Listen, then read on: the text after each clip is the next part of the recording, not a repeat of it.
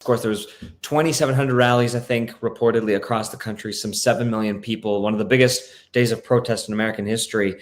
Substack asks if you have any sense that these protests and maybe some in the future are a sign of momentum of opposition and will ultimately be effective in meeting the challenge of facing this administration and, as Mark says, toppling this regime. Do you think there's substance at these protests? Do you think they can have staying power?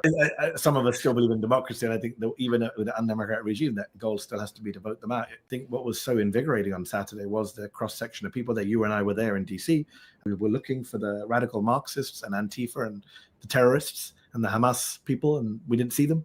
But they can't decide if these are young Antifa terrorists or are they old white people, hundreds of thousands of people. So I think the momentum's there. But the flip side of that is that 9 months down the line, Trump may be more fascist than we thought he'd be, but the American public is more energized than I thought they'd be.